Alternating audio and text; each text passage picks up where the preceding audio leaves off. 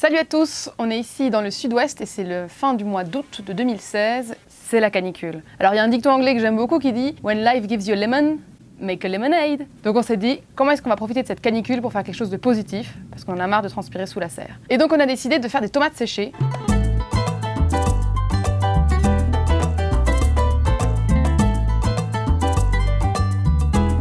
On n'a pas encore eu le temps de faire un séchoir solaire tel que vu chez nos amis dans la vidéo ici. Du coup, on a dû improviser et je vais vous montrer un petit peu les étapes que j'ai suivies pour faire mes tomates séchées. Première étape, récolter les tomates cerises. Alors moi, je prends que des tomates rouges parce que je trouve ça beaucoup plus joli dans l'huile d'olive. Deuxième étape, il ne vous reste plus qu'à découper les tomates cerises en enlevant bien le pédoncule. Moi, j'aime bien le couper dans ce sens-là, c'est-à-dire en transversal, parce que j'ai l'impression qu'après, c'est plus joli. Mais bon, ça, c'est mes choix, c'est très personnel. Voilà, on voit toutes les petites graines. Personnellement, je n'enlève ni les pépins ni la chair, parce que je trouve que c'est ça qui donne le petit côté caramélisé.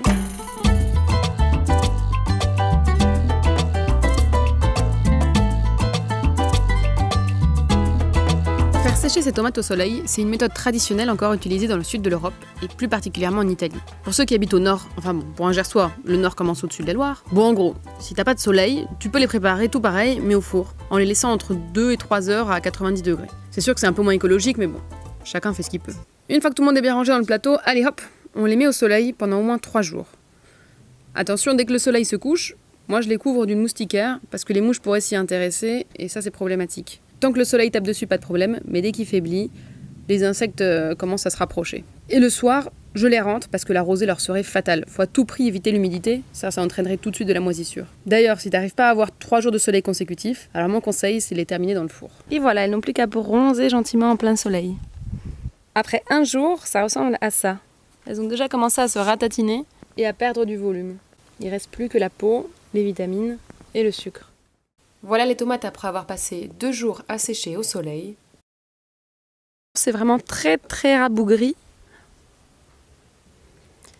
Elles deviennent toutes petites. C'est là qu'on réalise qu'en fait il faut beaucoup de tomates cerises pour faire un bocal de tomates séchées. Je vais vous montrer par rapport à ma main. Voilà, ça c'est une tomate par rapport à ma main. C'est vraiment devenu tout petit, tout rabougri. Ok, 3e jour donc. Elles sont complètement séchées et elles sont vraiment dures comme si c'était des chips de tomates. Et il est temps de les passer dans l'huile d'olive. Voilà.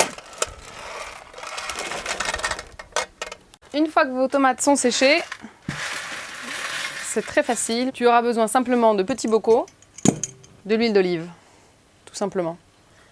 Ensuite, il y en a qui rajoutent des gousses d'ail, des feuilles de basilic, des épices, etc. Personnellement, c'est quelque chose que j'aime bien faire ensuite quand je vais utiliser mes tomates séchées, de les assaisonner en fonction de la recette que je vais faire avec. Je ne les réhydrate pas, je les utilise directement comme ça. En fait, elles vont gentiment se réhydrater dans l'huile d'olive. Donc on remplit le petit bocal. En faisant attention de ne pas en mettre jusqu'à trop haut, parce qu'après l'idée c'est de remplir d'huile d'olive et de laisser dépasser l'huile d'olive au-dessus. Et en fait, c'est le fait d'être scellé dans l'huile d'olive qui va faire qu'elle se conserve sans moisissure ni rien.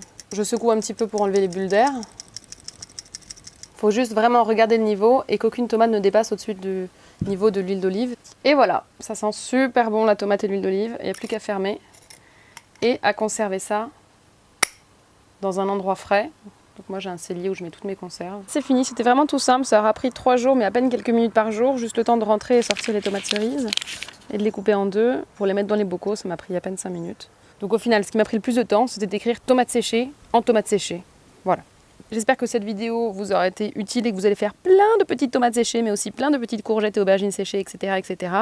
Si vous voulez voir d'autres vidéos dans le genre, n'hésitez pas à me le laisser dans les commentaires, à vous abonner parce que c'est gratuit. Et puis je vous revois bientôt, la semaine prochaine, pour une nouvelle vidéo.